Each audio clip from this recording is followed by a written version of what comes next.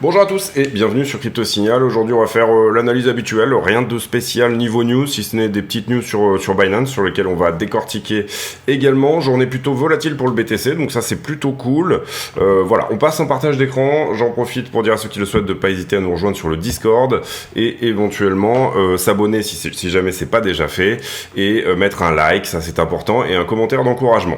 On est là sur la structure 4 heures comme d'habitude sur le Bitcoin. Structure 4 heures au spot. Donc qu'est-ce qu'on a eu? Bon bah pas vraiment ici de retournement de situation, si ce n'est cette petite correction là qui est vraiment plutôt saine, hein. On va le voir sur la liquidité. Maintenant en général sur des corrections comme ça, on s'attend plutôt à avoir trois vagues si vous voulez. Alors la grande question ici du moment, c'est est-ce que en fait les trois vagues on les a ici avec une flat qui corrige fortement, hein, qui vient chercher quasiment les 200 et quelques pourcents de correction. Pourquoi pas, ça existe, hein, donc on pourrait le voir comme ça, ou alors tout simplement, est-ce qu'on est en train ici de construire un bear flag? J'avais mis en avant ce matin le triangle ascendant qui est ici sur le Discord, et est-ce qu'on n'est pas en train de construire un bear flag qui va nous emmener, si jamais on faisait un mouvement qu'on appelle AB égale CD, c'est-à-dire je reporte la vague A en haut de C pour comprendre où va aller, en haut de B pour comprendre où va aller la C, nous emmènerait vers les 22 300 $, qui serait franchement un niveau assez logique je pense pour cette correction, parce que tout simplement, donc ça nous donnerait voilà quelque chose comme ceci, hein, pour cette fameuse vague.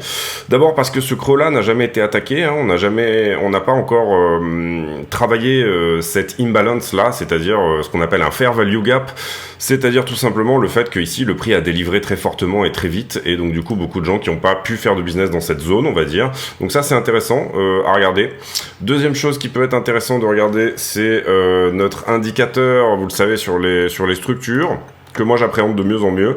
Et là en l'occurrence, il n'y a pas très longtemps, on avait ici un retournement sur la structure 1 heure et la structure 15 minutes, et là tout s'aligne à nouveau. Donc ça peut dire, peut-être que en fait c'est le premier scénario qui est, on va dire, en phase avec ce que nous donne le prix.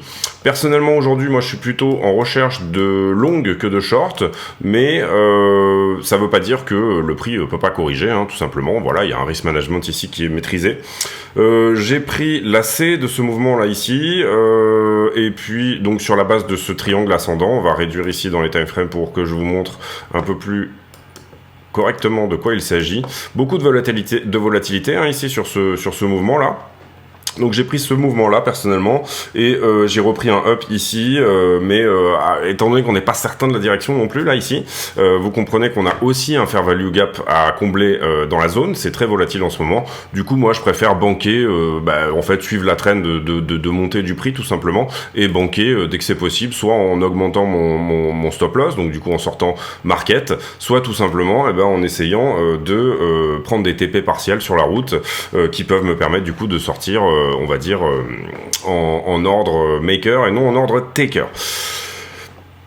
Voilà, hein, je pense qu'on a fait le tour là, c'est pas forcément la peine d'aller voir la 5 minutes, si sur la 5 minutes on a pas mal de vols, vous le voyez là ici, ça monte très fort, ça redescend très fort, ça remonte très fort, pas mal de vols au niveau liquidité. On va regarder la liquidité tout à l'heure, on va aller faire un tour sur Ethereum, et ensuite on ira faire un tour sur le S&P 500 parce qu'il y a des choses intéressantes à montrer. Sur Ethereum, sincèrement, j'ai pas énormément, il y a pas vraiment de différence en fait par rapport à ce que nous dit BTC, même chose, on a exactement les mêmes mouvements avec ce flag qu'on pourrait avoir ici sur des petites time frames, avec une imbalance là, enfin sincèrement, c'est pas la peine d'y passer 10 minutes. Je sais qu'il y a des gens qui me disent « Ah, t'as pas beaucoup fait Ethereum dernièrement, etc. » dans les commentaires, mais sincèrement, il n'y a pas énormément à dire plus que ça, c'est pas la peine d'y passer non plus trop de temps, à part les niveaux de prix, mais ça, vous êtes suffisamment grand pour les faire vous-même, il n'y a aucun problème avec ça.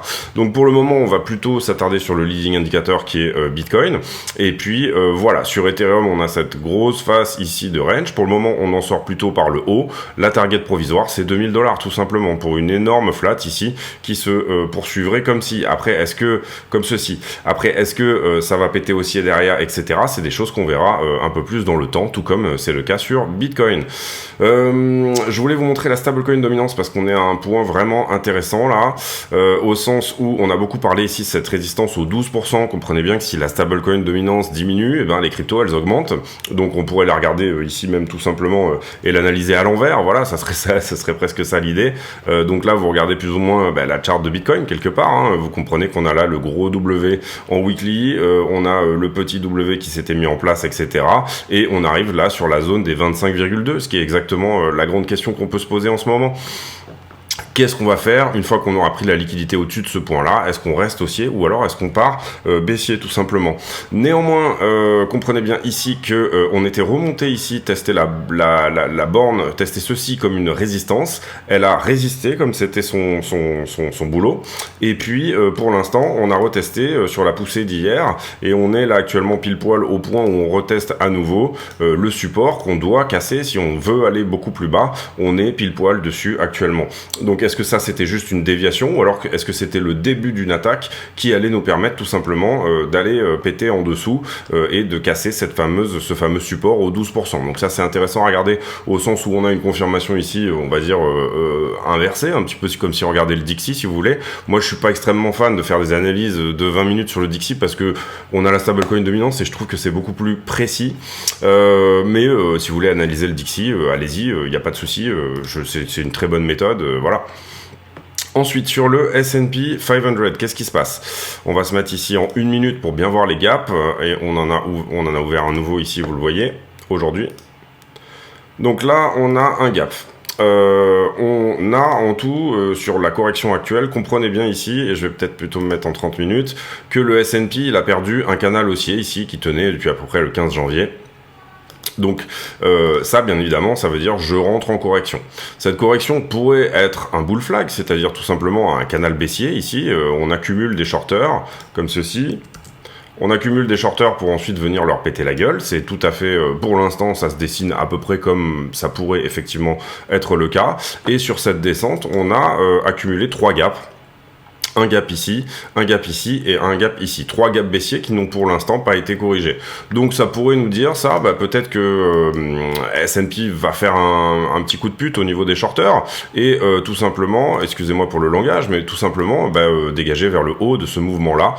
Ici, vous avez tous ceux qui étaient en longue qui potentiellement flippent un petit peu, voient leur profit fondre, du coup prennent profit et à l'inverse, on accumule du stop de shorter sur toute la figure. C'est ça la psychologie tout simplement d'un bull flag. Pour le moment, ça tient, c'est-à-dire qu'on vient juste liquider on vient juste prendre la liquidité des longueurs à chaque fois, mais à chaque fois on accumule plus de shorts au-dessus, donc pour le moment ça tient bien comme ça. Bien évidemment, il est aussi possible, et c'est comme ça qu'on pourrait voir éventuellement cette figure, qu'on soit sur quelque chose qui nous fait des M et qui désormais va dévisser vers le bas. Hein. Ici vous comprenez que la direction n'est que probable, elle n'est pas certaine.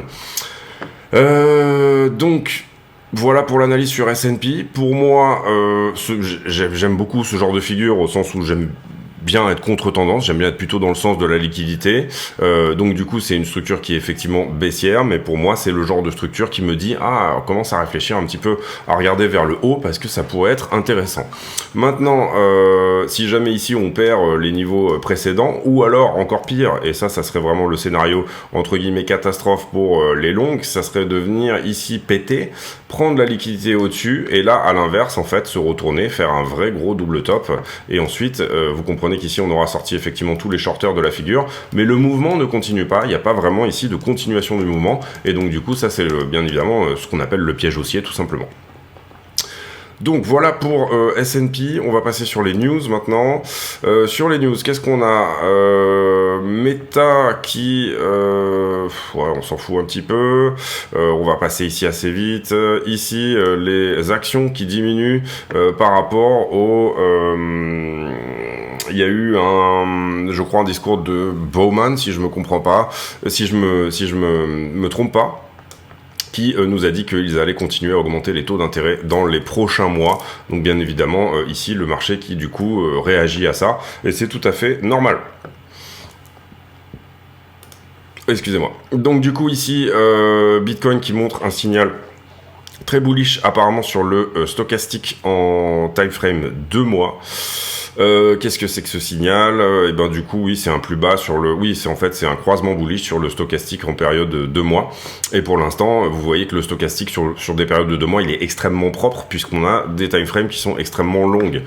Donc ça pourrait ici nous dire que à chaque fois qu'il a fait un cross bull, eh bien ça nous a relancé pour un bull market suivant, bien évidemment.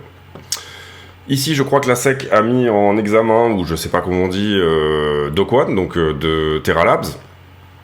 Je pense que Luna Classic a pris une petite baffe sur cette histoire-là. Ici, qu'est-ce qu'on a? Oui, ça c'est important. Alors, du coup, on a une info qui est sortie chez Reuters. Décidément, en ce moment, Binance, ils s'en prennent vraiment plein la tronche. On a une info qui est sortie chez Reuters, comme quoi il y avait eu des échanges un peu louches via la banque Silvergate, qui est une banque spécifique à la crypto, entre une firme qui s'appelle Meritpeak et Binance États-Unis. C'est des mouvements qui sont pas très normaux au sens où en théorie un exchange, comme ça avait été le cas pour finalement FTX et Alameda Research, un exchange n'est pas vraiment censé donner ses fonds. C'est une filiale, oui effectivement, mais c'est pas vraiment normal ici. Et vous vous rappelez quand il y avait eu, pour ceux qui étaient déjà là, quand il y avait eu le FUD autour de FTX, je vous avais dit bah théoriquement normalement sur le papier Alameda est complètement dissocié de FTX. Ce sont deux filiales qui théoriquement ont leur propre compte, etc. et tout ça. Donc là, il y a eu un virement qui a été fait, apparemment c'est Reuters qui a sorti ça, il y a eu un virement de 400 millions de dollars qui a été fait depuis Binance directement, Binance US, à cette firme, donc qui s'appelle Meritpeak, qui maintenant n'opère plus sur Binance US, ou peut-être qu'elle a été fermée, je sais pas, dont le CEO est CZ. Et donc du coup là on a cette espèce de flou juridique, enfin c'est pas un flou juridique puisque normalement ça devrait pas du tout être lié, mais on a cette espèce de flou plutôt financier dans la structure de Binance, comme quoi il y aurait peut-être eu des échanges entre telle ou telle firme, donc en l'occurrence exchange et market maker. Théoriquement une firme qui fait du market making elle doit faire du market making, et une firme qui est un exchange elle doit faire de l'exchange. Si jamais c'est une filiale qui donne de l'argent à une filiale, c'est pas normal. Si jamais tout ça fait partie d'un grand groupe, ça peut être normal, c'est-à-dire dans les comptes consolidés de l'entreprise, on peut dire bon bah toi t'as eu une perte l'an dernier, donc on va prendre les bénéfices de l'une pour les donner à l'autre. Mais là en l'occurrence, on n'a pas eu de démenti réel de la part de Binance, donc ils ont essayé de démentir un petit peu, voilà, d'une certaine manière, comme quoi non, c'est pas les fonds des utilisateurs de toute façon, etc. Et que c'était effectivement des échanges internes. Cela dit, on en saura plus bientôt. Mais à nouveau, une news qui sort de chez Reuters, qui a vraiment été, on va dire que c'est un peu l'AFP américaine, on va dire, voilà, et qui a vraiment été très véhément dernièrement, Reuters avec Binance. On a eu ici plusieurs infos qui sont sorties, donc du coup attention à ça. Comme je l'ai dit pour FTX, et de toute façon quand on avait fait le sujet sur FTX, quand on était vraiment dans les jours où c'était chaud, j'ai dit aux gens de toute façon ça va vous coûter que les frais de transaction, donc si vous avez beaucoup d'assets sur FTX, et moi je l'ai fait, j'ai retiré 90% de ce que j'avais sur FTX avant que FTX ne coule. Donc du coup là en l'occurrence il suffit qu'on ait cette petite news. Il y a déjà eu beaucoup de FUD sur Binance, etc. et Binance a toujours tenu le coup jusque là. C'est un petit peu comme Tether ou ce genre de choses où du coup on en a eu 150 000, mais à chaque fois ils se sont relevés plus ou moins avec brio de cette histoire, mais c'est pas une raison pour ne... c'est pas parce qu'on a crié au loup 150 fois que cette fois-ci il faut pas y croire. Moi personnellement j'ai la plupart de mes assets sur un ledger, un cold wallet, et du coup, bon, bah, quand je décide de vendre un asset, à ce moment-là, je repaye les frais de transfert pour aller sur le hot wallet d'un exchange ou faire ma petite tambouille. En ce moment, vous comprenez que, étant donné tout ce qui est autour de la régulation, etc., et toutes ces choses-là, il est, pour moi, un peu compliqué, surtout si vous opérez avec des sommes conséquentes, et ben de ne pas répartir le risque, ou en tout cas rapatrier le risque, entre guillemets, plutôt dans vos propres mains et avec vos propres clés que de les laisser sur un exchange. Donc j'ai des trucs qui sont un peu chauds sur Binance, au sens où j'ai envie de les vendre, etc. Je sais que j'ai déjà les ordres de vente, ceux-là je les laisse, mais d'une certaine manière, et comme je l'avais dit, dit, exactement comme je l'avais dit pour FTX, et ben si vous pensez que vous êtes trop exposé à Binance, mais même Qcoin, ça vaut pour tout simplement tous les coins cette histoire, et ben il faut en sortir tout simplement, et puis il faut... alors vous avez des liens, si vous voulez acheter des cold wallets, vous avez des liens qui sont affiliés par la chaîne si vous voulez le faire, sinon de toute manière faites-le, c'est pas la question de aller sur la chaîne ou quoi que ce soit, j'essaie pas de vous vendre un truc, le truc que je vous vends c'est à la limite, si vous avez plutôt des fonds petits, prenez un MetaMask, prenez ce genre de wallet qui vous permet tout simplement que vos assets soient vos assets. Ce que vous avez à y perdre, c'est la fraction des frais de transaction et en fait en rapport risque par rapport le temps passé même c'est rien. Enfin voilà, c'est complètement stupide ici de ne pas faire ce genre de move quand vous voyez ce type de news. Troisième chose ici sur Cointelegraph, pas grand chose en fait, donc on passe sur bitcoin.com, CleanSpark qui est on va dire l'étoile montante du mining qui vient d'acheter pas mal de rigs apparemment. Je crois même qu'ils avaient fait une offre en disant si vous avez des rigs chez vous, etc., on prend tout, allez-y, balancez tout. Donc voilà, CleanSpark, plutôt en vogue. Pourquoi ? Parce que tout simplement, ils travaillent sur de l'énergie verte, donc c'est effectivement, et c'est surtout une firme qui est extrêmement saine. Par rapport à ce qu'était à l'époque Core Scientific, par rapport à Marathon, par rapport même à comment il s'appelle ? Hut Mining, toutes ces choses-là, c'est on va dire la firme financièrement qui est la mieux en forme et donc voilà, très très courue en bourse et aussi ESG, enfin on va dire RSE, responsabilité sociale des entreprises, écologie, tout ça, donc ça peut plaire à certains investisseurs. Ici, pas mal de choses au niveau de l'intelligence artificielle, une hype totale sur l'intelligence artificielle qui est drainée par le sujet de ChatGPT en ce moment. J'ai pas eu le temps, je voulais préparer un sujet mais j'ai pas eu le temps de le faire, je voudrais vraiment bien le faire, donc du coup on reporte ça à plus tard malheureusement. Le calendrier économique, aujourd'hui on n'avait pas grand chose sauf ce fameux discours de Bowman qui nous dit qu'effectivement ils vont continuer à augmenter les taux d'intérêt et la semaine prochaine on aura les minutes de la Fed, ça sera pour mercredi. Donc si jamais Bowman il nous dit que dans les minutes de la Fed ils ont discuté d'augmentation des taux d'intérêt, les minutes de la Fed c'est quoi ? C'est tout simplement les retranscriptions écrites de tout ce qui s'est dit au dernier FOMC, c'est-à-dire qu'on ne sait pas pourquoi, ça sort toujours 3 semaines après, c'est complètement débile, mais d'une certaine manière, les retranscriptions écrites ici sont sorties.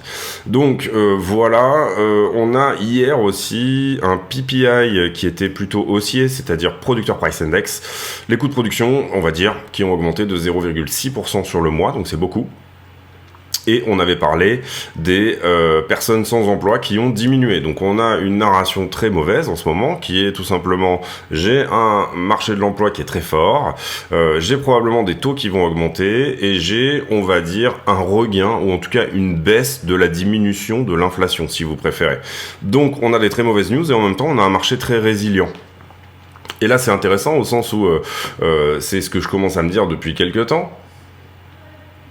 Si on revient sur le prix, d'une certaine manière, c'est un petit peu curieux qu'on ait à la fois donc un marché qui reste haussier malgré les mauvaises news, et sur Bitcoin, on voit que c'est violemment haussier, voilà. Et on peut se demander finalement, si on revient en daily ici, est-ce que d'une certaine manière, on n'est pas ici, on n'a pas eu pendant toute cette phase de descente ici une absorption par les mains fortes toute l'offre en fait, c'est-à-dire on l'a vu sur Glassnode quand j'ai fait des sujets sur Glassnode, etc., que c'était les holders qui rachetaient et les coins ici qui avaient été absorbés sur toute la descente, ils ont tendance à ne pas bouger. Donc en ce moment en fait on a ne serait-ce que en nombre de coins sur les exchanges, je crois qu'on est à 12% de l'offre totale. On a des gens qui gardent les coins pendant plus de 6 mois. Je crois que l'offre qui n'a pas bougé depuis plus d'1 an, elle est autour des 63%, donc c'est relativement énorme. Vous comprenez que pendant 1 an, là, ici, si je me mets 1 an en arrière, globalement, je pense que je suis à peu près par là. Vous avez des gens qui ont acheté et qui n'ont pas touché, qui n'ont pas vendu.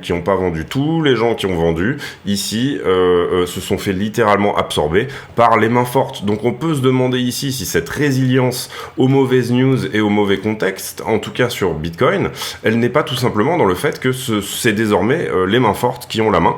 Et du coup, ils sont très légèrement ici, et on le voit sur Glassnode aussi, que les 10 000 bitcoins, etc., commencent à redistribuer ici sur les mains qui seront par la suite les mains faibles. Donc est-ce qu'on ne serait pas dans cette logique-là, où finalement, on va dire, Tout ce qui a été acquis un petit peu par là est en train là d'être redistribué tranquillement. On le voit, on a un realized price qui est en train de monter en ce moment. Il est à peu près à 19 800, 20 000 dollars actuellement. Donc le prix moyen à la dernière transaction ont été payés tous les bitcoins, la moyenne du prix, le prix réalisé tout simplement, ici est en train un petit peu de diminuer. Donc on peut se poser la question de se dire, est-ce qu'on n'a pas eu ce fameux transfert, ceux qui, selon Wyckoff, vont commencer à, une fois que vous avez absorbé toute l'offre, il n'y a plus d'offres disponibles et c'est pour ça que le prix monte.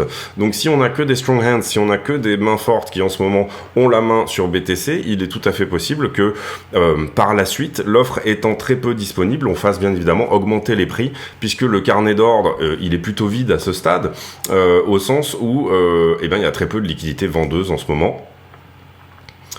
Je me mets sur le carnet d'ordre du coup pour étayer voilà mes propos, mais vous comprenez que on va se mettre là, voilà. Vous comprenez qu'on n'est pas vraiment ici doté dans le carnet d'ordre d'énormes liquidités à la vente. Voilà, c'est plutôt sporadique les petits points ici qui se créent. On va voir sur la montée, ça va probablement se modifier toute cette histoire. On voit également ici que les ordres d'achat finalement ils essayent de se replaquer plus haut et on les empêche de rentrer. Là, par exemple, on a un mur d'achat, mais on n'y va pas à chaque fois. Donc, petit à petit, on est finalement en train de obliger ceux qui veulent acheter à acheter de plus en plus haut. Et voilà, je trouve ça intéressant de se poser la question, puisque c'est une question qu'on s'est déjà posée beaucoup de fois sur la chaîne. Mais est-ce que cette résilience aux mauvaises informations, aux mauvaises news, elle n'est pas finalement liée au fait, ou elle n'est pas symptomatique du fait que toute l'offre a été absorbée par les mains fortes. On va envoyer la page de pub et on va attaquer la liquidité, puis ensuite on ira faire la conclusion sur ce qu'on pense par rapport au prix. Allez, on y va pour la page de pub. La chaîne est partenaire de deux exchanges qui sont Bybit et BitGet. Ces deux exchanges ont fait leurs preuves, ils sont suffisamment liquides à mon sens et ils ont également d'excellentes preuves de réserve. Comment on passe par le lien de la chaîne pour s'affilier sur un de ces exchanges? Tout simplement, on va sur la vidéo, on clique sur la description de la vidéo et là vous aurez trois liens importants. Le premier étant l'accès au Discord, le serveur qui nous permet de communiquer. Le deuxième étant les liens d'affiliation ici que vous voyez sur Bybit et BitGet. Lorsque vous cliquez sur un de ces liens, vous allez tomber sur une page qui ressemble à ça, et là vous allez cliquer sur s'inscrire. À partir de là, vous aurez de toute façon accès au moins 15% sur vos frais de trading, quoi qu'il arrive. Pas besoin de faire le reste, on va dire. À partir de là, vous serez de toute façon affilié. Mais vous pouvez éventuellement aller plus loin. Vous pouvez aller plus loin en tout simplement, une fois que vous êtes connecté, votre page de connexion, elle ressemble un petit peu à ça. Et là, vous allez passer votre souris sur votre icône de profil, et ça va vous afficher un numéro qui s'appelle le User ID, le UID. Vous copiez cet UID et vous venez sur le Discord, vous présentez ici. Nous, notre Discord, il faut se présenter à l'entrée, c'est-à-dire qu'il y a un filtre, on filtre les gens de manière à éviter les scams et les bots et pour donner des rôles aux gens, c'est-à-dire est-ce que vous êtes plutôt trader, débutant, affilié, etc. Une fois que vous aurez fait ça, vous allez dans le salon demande affiliation et dans le salon demande affiliation, vous allez pouvoir poster votre UID. Et votre UID sera validé ou non comme étant une UID qui est tout simplement affiliée à CryptoSignal. Ensuite, vous aurez accès à un salon privé qui s'appelle Section Affiliée, dans laquelle je poste des graphiques et je poste des analyses, etc. exclusives sur ce salon. Il y a aussi une possibilité de participer à un tirage au sort. Pour participer à ce tirage au sort, il faudra également déposer 100 USDT, en plus de s'inscrire et de faire toutes ces démarches-là, déposer 100 USDT sur un de ces deux exchanges. À partir de là, l'exchange me le dira et ils me diront que vous avez, entre guillemets, le statut de super affilié. Le statut de super affilié, vous n'êtes pas obligé de trader ces 100 USDT d'ailleurs, ils peuvent très bien juste rester sur la plateforme quelques temps, le temps que vous soyez validé, et puis une fois que vous êtes validé, vous pouvez les enlever, vous en faites ce que vous voulez, mais ça vous permettra de participer à un tirage au sort tous les 20 affiliés de 200 USDT. Donc le premier tirage au sort, il sera sur 20 affiliés, le deuxième sera sur 40, une chance sur 40 de gagner 200 USDT, le troisième sera sur 60, une chance sur 60, etc. Donc voilà, écoutez, si ça vous intéresse, n'hésitez pas à passer par ces liens, et puis on revient à la vidéo. Merci de votre attention. Donc on a liquidé hier 180 millions et je vous avais parlé hier, j'ai dit on a beaucoup de liquidités sous les pieds, ça serait plutôt sain de corriger à ce stade et vous voyez qu'on est exactement au même chiffre, c'est-à-dire qu'on a liquidé dans un sens 200 millions et on a liquidé dans l'autre sens 200 millions, donc ça c'est plutôt une bonne nouvelle. 73 millions sur BTC et seulement 36 sur Ether. On a déjà regardé le carnet d'ordre, on va aller sur la liquidité. Ici sur CoinAlyze, qu'est-ce qu'on peut voir ? Alors on est un petit peu dans le flou, là on est un petit peu dans le vide, mais on avait probablement ici un point quand même à rajouter, je l'ai pas mis, mais il y a forcément des points intermédiaires ici où oui, effectivement, on avait été quand même plutôt longué. Vous comprenez aussi ici que on était à 0,03 de funding, c'est-à-dire on avait multiplié le funding par 3, donc énormément de longues qui étaient sur ce mouvement, et là on est revenu à la zone que je qualifierais de normale, autour des 0,01, c'est-à-dire qu'on est vraiment de retour dans cette zone de plus de normalité. Donc est-ce que et à ce stade, vous voyez, là on voit très bien, d'ailleurs ça se voit vraiment très bien, on a liquidé 200 millions dans un sens, et puis après on a fait la même liquidation dans l'autre sens. Donc pour moi, sur la liquidité, c'est plutôt sain. Cette correction, malgré le fait qu'on n'a pas énormément corrigé, hein, on a juste perdu un petit $1000, quelque chose comme ça, on est passé, oui ça, de 25,2 à 23,2, on a perdu $2000, et bien cette correction, elle a quand même fait son job, au sens où on a reset le funding au même endroit. Est-ce qu'on a besoin de liquider désormais plus bas? Et vous le savez, moi je regarde beaucoup ce range, entre la borne des 6,3 milliards et la borne des 3,55, on est tout à fait en milieu de range, donc on peut ici accepter de releverager à nouveau. Voilà, c'est plutôt sain parce que cette correction, elle a été très forte, elle a été très vite, elle a été très surprenante, voilà, on va dire ça comme ça. Ici, à ce stade, est-ce qu'on reprend énormément de levier? Non, pas tellement. Et si on regarde la structure vraiment en 5 minutes, on va regarder par rapport à ce qui s'est fait hier d'ailleurs, hein, c'est plutôt ça l'idée, si j'y arrive. Globalement, eh ben, on est allé prendre les deux niveaux qu'on avait en niveau tout frais, on est allé prendre ces deux-là, on est allé prendre celui-ci également. Ici, tout va ensemble, c'est-à-dire j'ai des contrats qui se ferment, j'ai un prix qui dévisse et j'ai un funding qui descend, donc pour moi, pas d'anomalie de ce côté-là. Ici, est-ce qu'on a un point où on a vraiment été extrêmement longué? Un tout petit peu, on voit un creux ici sur le funding, je vais zoomer pour vous faire voir. On voit un petit creux ici sur le funding, mais rien d'anormal non plus, voilà. Donc ça, on va le mettre comme étant un niveau long à prendre. Il n'est pas exceptionnel, hein, sincèrement, il est normal. Voilà, on va lui donner la qualification de normal. Et depuis, sur cette montée, pour moi, on est plutôt shorté. Vous voyez que ici, on a un open interest qui augmente, effectivement. On a nettoyé un paquet de longues sur ce mouvement-là. On a nettoyé un paquet de shorts sur le mouvement précédent. Donc là, on a deux barres rouges. Vous voyez qu'on est quasi revenu également au niveau précédent des 4,88 milliards. Mais là, j'ai plutôt un funding, malgré un prix qui augmente, j'ai plutôt un funding qui est stable. Donc ça appellerait à dire c'est sympa, peut-être que la structure ici va nous donner quelque chose où finalement la liquidité retourne la structure, hein. Vous comprenez que c'est l'idée, est-ce que la liquidité elle retourne la structure ou est-ce que la structure retourne la liquidité, puisque la structure a une évolution également sur le sentiment. Le seul truc qui me chagrine un petit peu là-dedans, c'est que on est en train de perdre les fundings ici positifs, et moi j'aime bien quand les fundings, le spread pardon, est positif.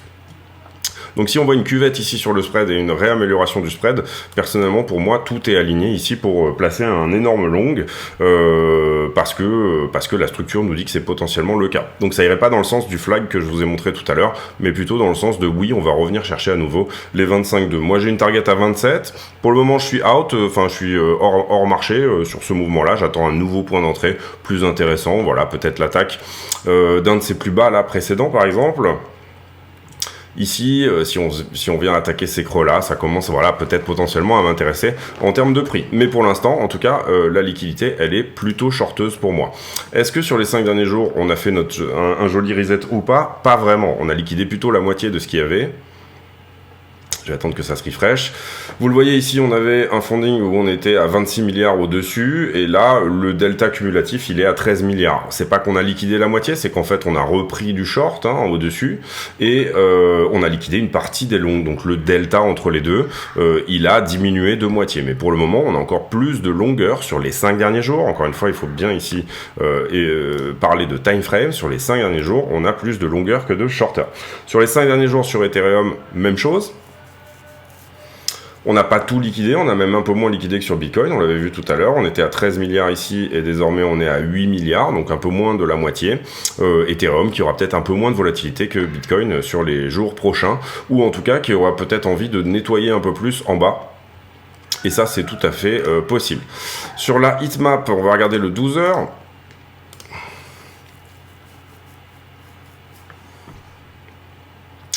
Le 12 heures sur la heatmap, on voit qu'effectivement, oui, il y a eu du long qui est rentré, autour des 22, et on a eu du short qui est rentré autour des 25. Donc ça, c'est intéressant de se dire, il y en a au-dessus, il y en a au-dessous.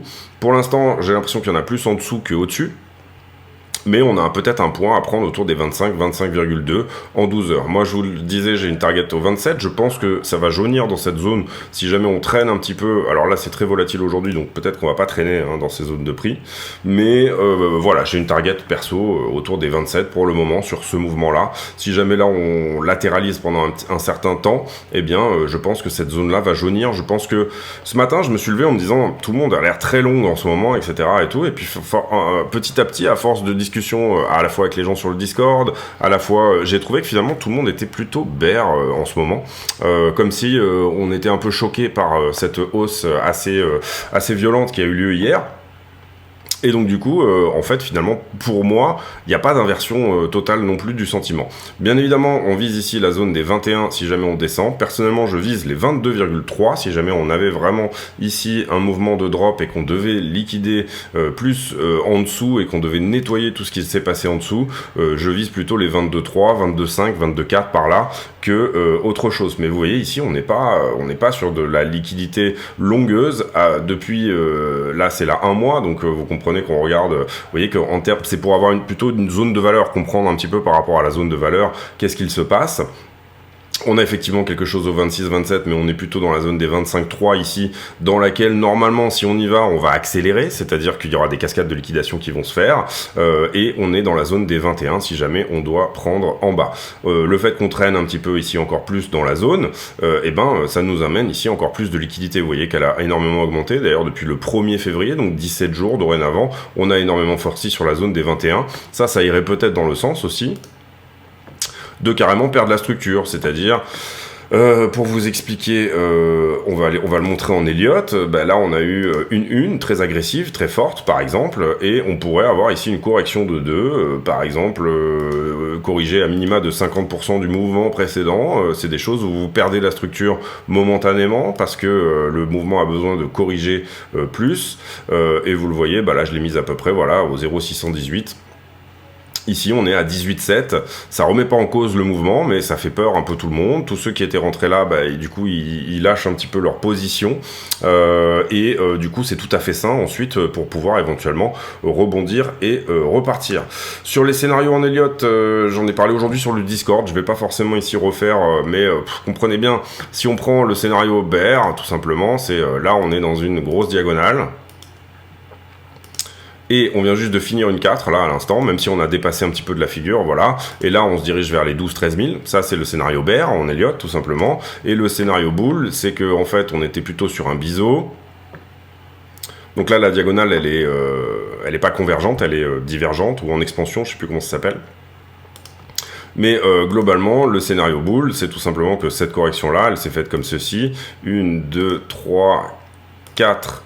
et 5 en biseau, donc vous le voyez là ici, si je vous le mets comme ça,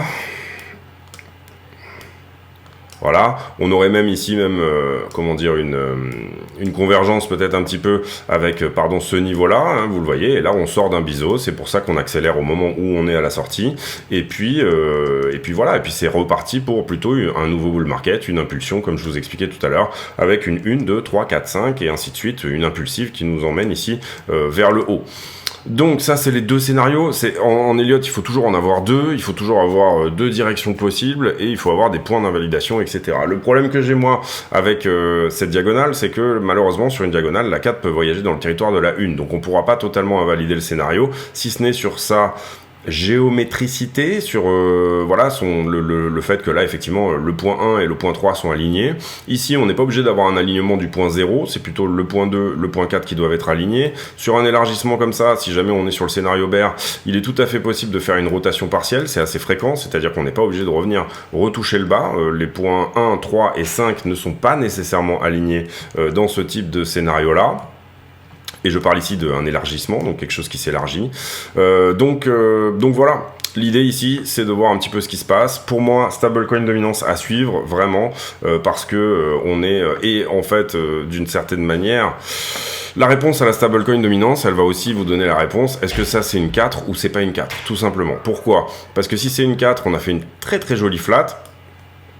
Et là, on va corriger, d'accord, beaucoup plus, c'est-à-dire qu'on va perdre le dernier plus haut. On a beaucoup de signaux comme quoi le bear market est fini, etc. Mais il faut toujours avoir un œil sur le scénario bear.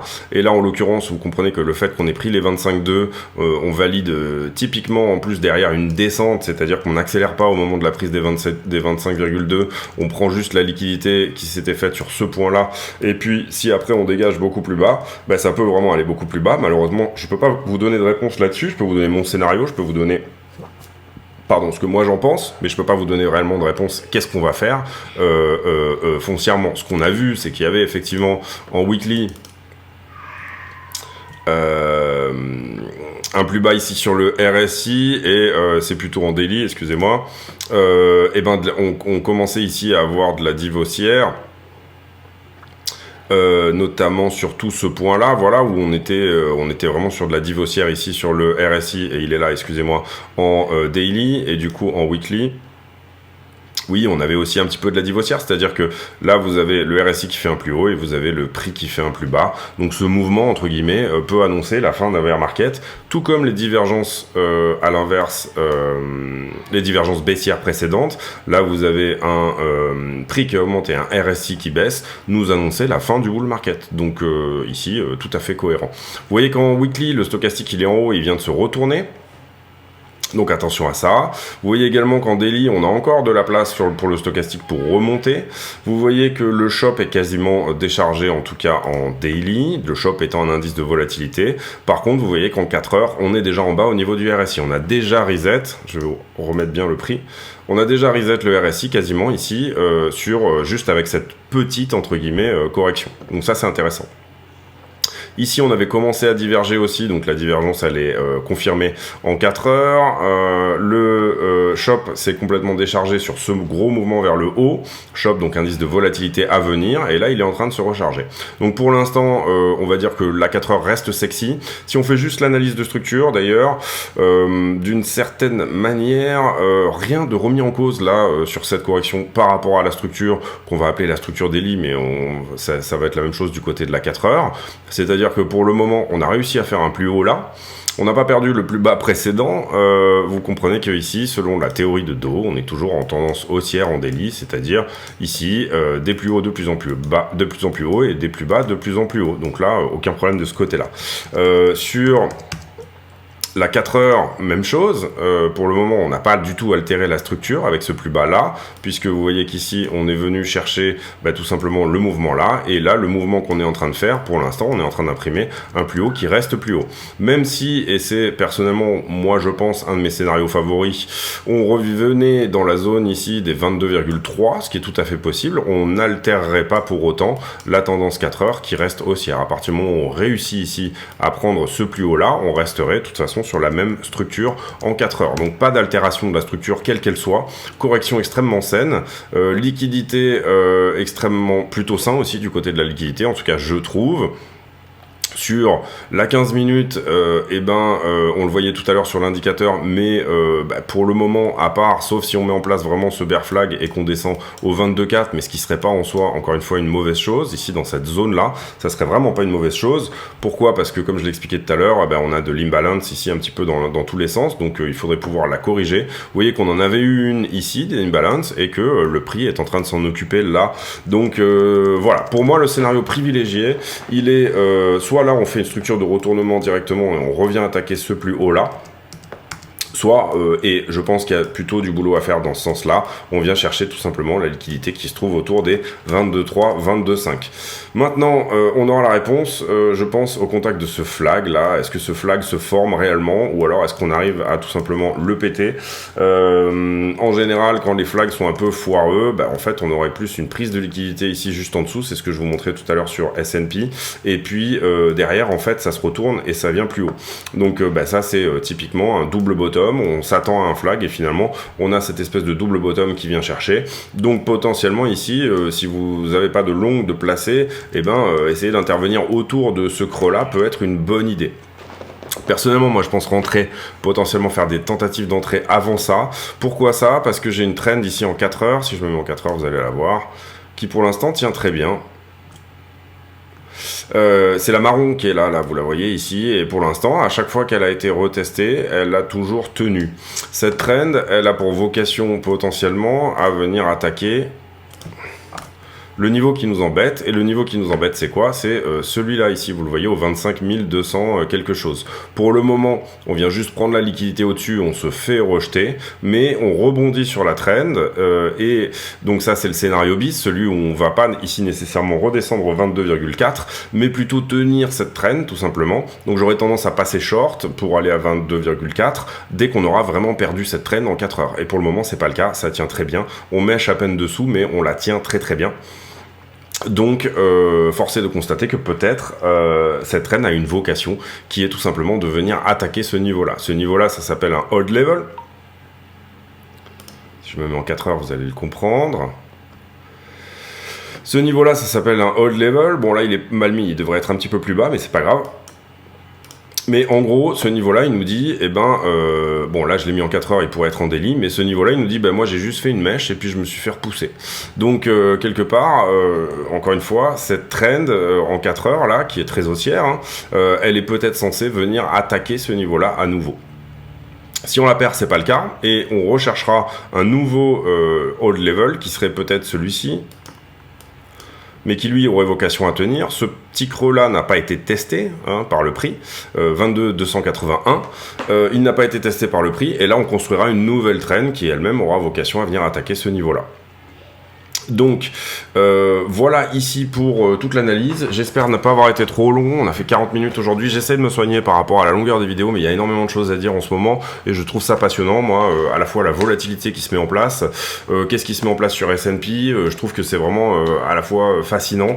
On voit aussi énormément la force des robots de trading et la force de l'intelligence artificielle en trading qui maintenant finalement, comme je vous parlais tout à l'heure, des réactions, de bonnes réactions à des mauvaises news, où finalement on a plus quelque chose qui se forme autour de la liquidité tout simplement, et où on a vraiment ici les algorithmes de trading et les bots qui finalement n'ont pas cette intervention humaine et qui vont plutôt type Aladdin entre guillemets. Je sais pas si certains avaient vu le sujet que j'avais fait sur BlackRock et sur Aladdin, intelligence artificielle qui gère je sais pas, je crois que c'est peut-être 20 trillions de dollars, ou enfin c'est le PIB américain, c'est un truc de fou, c'est la quantité d'assets qui est gérée par cette AI.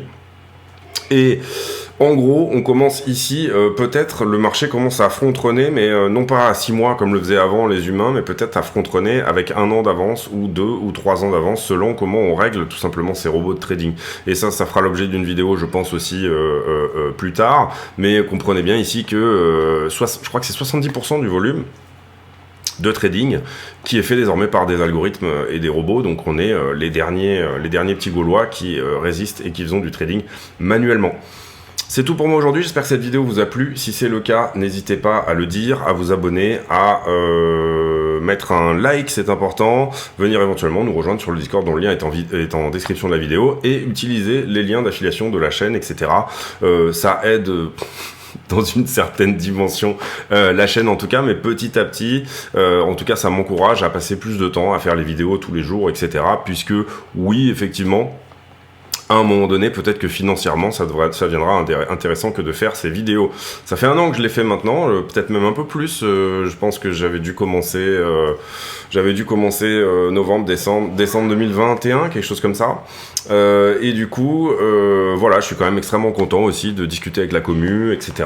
Au départ, c'était vraiment plutôt un projet qui était fondé sur cette idée de monter une communauté et d'avoir vraiment une commu.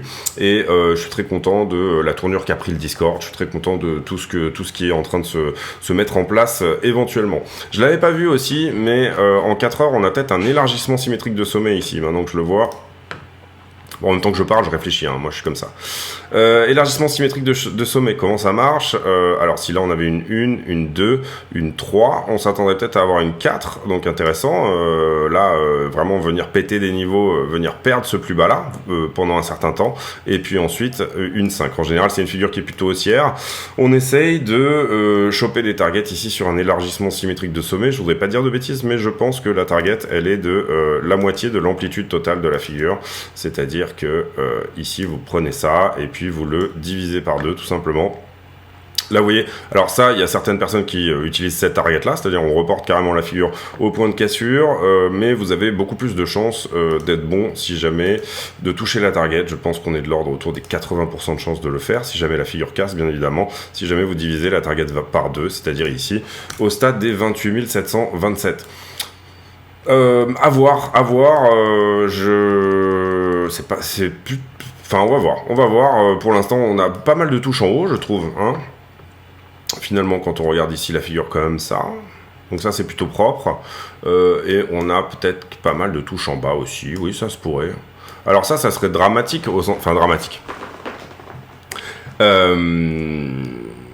Si on a fait une 1, une 2, une 3, une 4 et une 5, cette figure elle est terminée. Si on considère que là la 1 elle est faite sur ce point là, d'accord. Je pense que vous voyez bien ici les deux résistances et supports dont je parle. Ça c'est la première chose, donc cette figure elle est terminée, donc elle est plutôt vouée à péter à la hausse, si jamais on n'a pas fait la 5, ça voudrait dire qu'on viendrait perdre ici complètement la structure, donc là ça serait vraiment un signal shorter très fort pour tout le monde, que de dire si on vient perdre ici ce creux là, celui des 21,3, je vous garantis que tout le monde va passer extrêmement bear sur les analyses, et puis en fait finalement on rebondit sur la trend et on dégage vers le haut. Donc bien garder dans le coin de la tête cette potentielle figure qui potentiellement n'est pas finie. On pourrait ici penser qu'elle est finie quand même. 1, 2, 3, 4, 5. On descend, rotation partielle. C'est une figure qui est censée monter. Attendez, alors c'est une correction. Donc attends, autant pour moi. 1, 2, 3, 4, 5, voilà c'est ça. Donc on pourrait ici venir perdre le plus bas. Et je vais mettre en pause pour vous donner vraiment les targets exacts de ce type de figure. Ok, donc c'est bien ce qui me semblait. C'est une figure qui présente... J'ai remis en... c'est une figure qui présente assez souvent des rotations partielles également. Souvent vers le milieu de la figure. Donc ça c'est une première chose, c'est-à-dire si on prend là ici le milieu tout pile de la figure, 22,8 ici, à peu près, hein. 22,8, pourquoi je pas... Ah d'accord, ok. On va le mettre comme ça, hein. 22,8 à peu près, donc quelque part par là, on aurait à peu près le centre de la figure. Souvent des rotations partielles proches du milieu. Donc la 5, souvent, la 4, elle se fait... la 5 la 4, enfin la 5 ne retrace pas entièrement, oui, c'est ça. Ensuite, c'est une figure par contre qu'on calcule en montée, c'est-à-dire que en fait, ça nous donnerait ici 1, 2, 3, 4... 5. Donc là pour nous, on a nos 5 vagues, ensuite on redescend et la rotation partielle et on dégage, ça reste plutôt propre également. Les targets, alors il y a deux manières de calculer les targets et là vous allez voir que la différence elle va être énorme entre les deux. Vous avez une target ici qui est la totalité de l'amplitude de la figure reportée au point de cassure, si on casse hein, bien évidemment.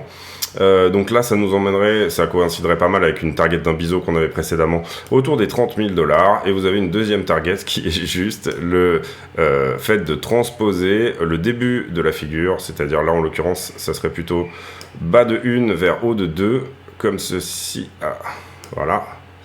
Et là, en l'occurrence, bon, ben, c'est beaucoup plus rikiki au sens où ça nous emmènerait autour des 27 000, qui est moi ma target privilégiée pour ce mouvement. Intéressant, je l'avais pas vu cette figure, donc c'est intéressant d'en parler. On est en 4 heures là, donc en plus c'est une figure qui théoriquement a quand même pas mal de force. On va regarder si c'est ça qui se met dans les tuyaux ou pas. Encore une fois, pour le moment, pour moi, une correction, elle doit faire 3 vagues pour le moment. Soit on a effectivement 3 vagues là-dedans, et j'ai commencé la vidéo là-dessus, soit on a effectivement 3 vagues comme ceci, c'est tout à fait possible, soit on est en train d'amorcer quelque chose de plus important, c'est-à-dire comme ceci. Mon scénario privilégié à ce stade, eh ben, ça serait plutôt la prise de liquidité au 22,3, moi personnellement, mais cependant je vais avoir tendance à essayer de chercher du long ici dans la structure interne, et je privilégierai cette structure baissière, on va dire, à partir du moment où on perd ici la trend 4 heures. Tant qu'on n'a pas perdu la trend 4 heures, je ne passe pas short pour aller au 22,3, et pour l'instant vous voyez qu'on est peut-être plutôt en train d'invalider la figure, à voir ce qui se passe là dans les prochaines heures. Je regarde là sur la 1 minute, il n'y a pas forcément d'énormes structures de retournement, si ce n'est peut-être un triangle ascendant. sur le 1 minute que je vais vous montrer là, qui nous donnerait quelque chose comme ceci, c'est-à-dire j'ai mon triangle et Bitcoin adore faire ce genre de figure là. Ici, j'avais un point qui voulait pas casser, j'avais une résistance, vous le voyez ici, tac, tac, tac. Et là, on vient de la péter, si jamais on arrive à accélérer. Alors pour moi, il manque des vagues là, c'est-à-dire qu'on pourrait peut-être rejeter là. Et en fait, revenir faire un tour plutôt ici sur le dernier creux là, par exemple 24 128. Et puis repartir derrière. Target de ce type de figure, c'est tout simplement le report de l'ampleur du triangle au point de cassure. Et à ce stade, si on y va, ça nous donnerait 24 714. Voilà, j'ai terminé. J'espère que cette vidéo vous a plu. Si c'est le cas, n'hésitez pas à le dire. Et puis on se retrouve demain pour une nouvelle météo sur le Bitcoin. J'ai pour habitude de poser une question qui n'a rien à voir avec le Bitcoin, que j'intitule la question à la con.